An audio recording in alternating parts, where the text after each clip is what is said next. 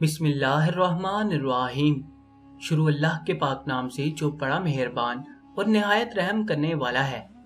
سرور انبیاء علیہ الصلوۃ والسلام کے پیارے اور محترم غلاموں، السلام علیکم۔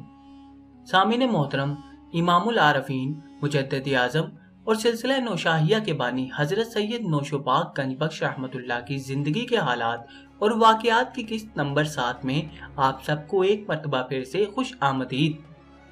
حضرت سید نوشو گنج بخش رحمۃ اللہ کے لیے اخلاق محمدی صلی اللہ علیہ وآلہ وسلم بہترین نمونہ تھے، لہٰذا آپ رحمۃ اللہ جہاں بھی جاتے اپنے اخلاق اور دلائل سے لوگوں کے دل اپنی مٹھی میں کر لیتے۔ یہی وصف آپ رحمۃ اللہ کے خلفاء میں بھی پیدا ہو گیا تھا، وہ بھی ظاہری اور باطنی علوم سے مالا مال تھے۔ حضرت سید نوشو گنج بخش رحمۃ اللہ کے خلفاء میں اپنے وقت کے ممتاز فقیہ اور ولی اللہ شامل تھے۔ آپ رحمۃ اللہ کی تبلیغ سے افغانستان میں شریعت و طریقت کی جڑیں مضبوط ہو گئی تھی۔ آپ رحمۃ اللہ نے اپنے خلیفہ حضرت خواجہ محمد فضیل وسیع کابلی کو افغانستان میں بھیجا۔ ان کی تبلیغ کے نتیجے میں افغانوں کے پتھریلے دل طریقت کی لگن سے گداز ہو گئے۔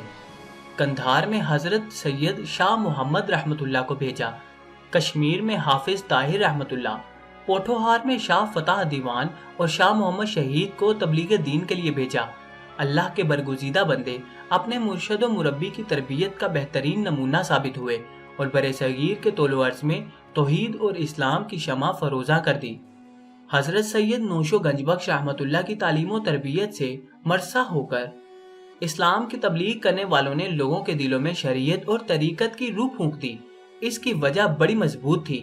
حضرت سید نوشو گنج بخش رحمۃ اللہ نے اپنے ہر خلیفہ کو مخاطب شریعت و طریقت سے لبریز کر دیا تھا۔ آپ رحمۃ اللہ کے خلفاء جید عالم بھی تھے، محدث اور فقیہ بھی، وہ قطب وقت اور عارف کامل بھی تھے، وہ زبان و نگاہ سے لوگوں کی کایا پلٹ دیتے تھے۔ آپ رحمۃ اللہ کے خلفاء ہر کوئی ممتاز تھا، تاہم ان میں حضرت شیخ محمد ہاشم دریا دل، یہ آپ رحمۃ اللہ کے صاحبزادے تھے اور نہایت سخی اور عالم دین تھے۔ انہوں نے حضرت ملا عبدالحکیم سیالکوٹی اور مولوی عبداللہ لاہوری رحمۃ اللہ سے بھی تعلیم و تربیت پائی تھی۔ حضرت محمد ہاشم دریا دل کی تبلیغ سے سورج پرستوں کی ایک بڑی جماعت نے آپ رحمۃ اللہ کے ہاتھوں اسلام قبول کیا تھا۔ آپ رحمۃ اللہ کے سب سے بڑے صاحبزادے حضرت شیخ برخودار رحمۃ اللہ بھی عالم اور فقیہ تھے۔ آپ رحمۃ اللہ نے اپنے والد گرامی کی طرف صوفیانہ شاعری میں کمال و عروج حاصل کیا اور دین الہی کی سربلندی کے لیے ہمہ وقت مصروف کار رہتے تھے۔ حضرت سید نوشو رحمۃ اللہ کے دو خلفاء آپ رحمۃ اللہ کے مرشد کریم حضرت سخی سلیمان نوری رحمۃ اللہ کے صاحبزادے شیخ رحیم داد اور حضرت شیخ تاج محمود بھی اپنے وقت کے کتب اور عارف تھے۔ اس طرح حضرت شاہ عبد الرحمن پاک المعروف پاک رحمان بھڑی والے، خواجہ فضیل وسیع کابلی رحمۃ اللہ، سید صالح محمد رحمۃ اللہ، شیخ صدار الدین المعروف شاہ صدر دیوان، سید شاہ محمد شہید، حافظ محمد معموری ساکن پیلاں گجرات، قاضی خوشی محمد کنجاہی، قاضی رضی الدین کنجاہی، شیخ نور محمد سیالکوٹی، شیخ محمد تقی رحمۃ اللہ، شاہ فتح دیوان، شیخ مٹھا مجذوب، شیخ نانک مجذوب، شیخ اسماعیل، شیخ اللہ داد، سید عبداللہ مجذوب کابلی اور حافظ طاہر کشمیری نے حضرت سید نوشو گنج بخش رحمۃ اللہ کے مشن کو اپنی زندگی کا اعلیٰ ترین مقصد بنایا اور آپ کی تعلیم و تربیت کا حق ادا کر دیا۔ آپ رحمۃ اللہ اپنے خلفاء کو اپنے حجرے میں بلا کر ان سے عہد بھی لیتے اور انہیں رموز و تبلیغ سے آشنا کرتے ہوئے سمجھاتے، یارو، اللہ کے دین کی تبلیغ کرنا ہی تمہارا مقصد حیات ہونا چاہیے۔ تم دنیا بھر میں پھیل جاؤ اور کریا کریا گھوم کر گمراہوں کو راہ راست پر لے کر آؤ۔ آپ رحمۃ اللہ کی تبلیغ سے 2 لاکھ مشرکوں کا اسلام قبول کرنا ہی بہت بڑی کرامت ہے۔ آپ رحمۃ اللہ عقل و دلائل اور اخلاقی محمدی صلی اللہ علیہ وآلہ وسلم سے لوگوں کے قلوب منور کرتے تھے۔ اللہ رب العزت نے آپ رحمۃ اللہ پر اپنی عطا سے کرامات اٹھانے کی صلاحیت سے سرفراز کیا تھا، لیکن آپ رحمۃ اللہ اس سے گریز ہی کیا کرتے تھے۔ نوشاہیہ سلسلے کی بہت سی کتب میں آپ رحمۃ اللہ کی کرامات کا ذکر پایا جاتا ہے۔ آپ رحمۃ اللہ کے بارے میں مشہور تھا کہ آپ رحمۃ اللہ کو اپنی مخفی صلاحیتوں کا مکمل ادراک تھا، لہٰذا آپ رحمۃ اللہ نہایت عاجزی اور مجبوری کے عالم میں ہی کرامت پیش کرتے تھے۔ حضرت نظام الدین اولیاء کا فرمان ہے کہ اولیاء کے 3 مدراج ہیں، بندہ ولی ہو اور اس کے متعلق وہ خود بھی آگاہ نہ ہو اور نہ ہی لوگوں کو اس کا علم ہو، لوگ اس کی ولایت سے آگاہ ہوں مگر وہ خود اس سے لا علم ہو، لوگ اس کے متعلق بخوبی جانتے ہوں اور وہ خود بھی اس سے آگاہ ہو۔ حضرت سید نوشو گنج بخش رحمت اللہ حضرت نظام الدین اولیاء کی وضع کردہ تیسری قسم پر پورے اترتے تھے، لہٰذا اللہ تعالیٰ کی بخشی ہوئی باطنی قوتوں کے باعث اولیاء کرام سے خوارق عادات یعنی کرامات کا ظہور ہونا حیرت کی بات نہیں تھی۔ بہت سے لوگ کرامات دیکھ کر کسی کے ولی اللہ ہونے پر مہر تصدیق ثبت کرتے ہیں۔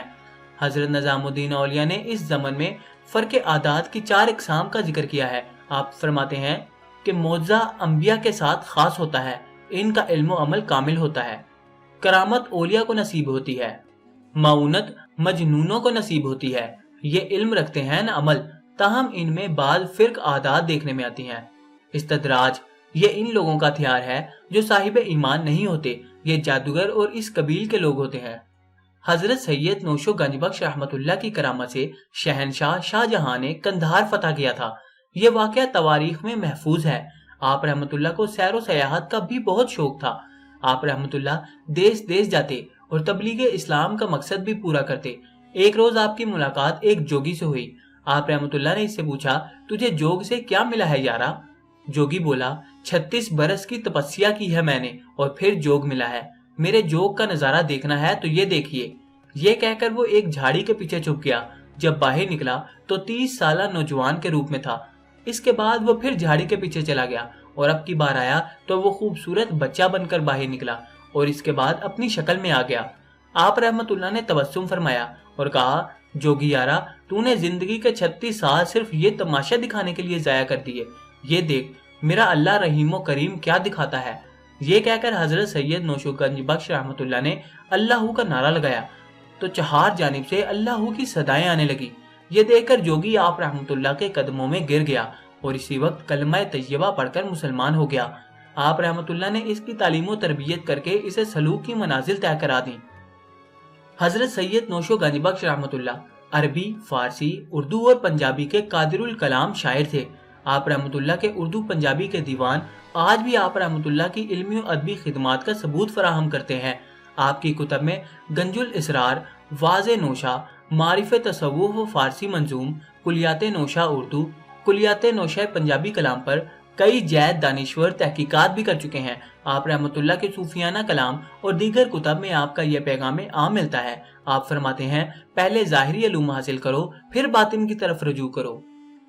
محترم سامعین، ہمارے اس سلسلہ نوشاہیہ سے وابستہ مزید احوال ہم آئندہ ویڈیو میں بیان کریں گے۔ ان دلچسپ ایمان افروز واقعات سے لمحہ بلمحہ آگاہ رہنے کے لیے ہمارے اس چینل کو سبسکرائب کر کے ساتھ موجود گھنٹی کے بٹن کو بھی لازمی دبا دیں۔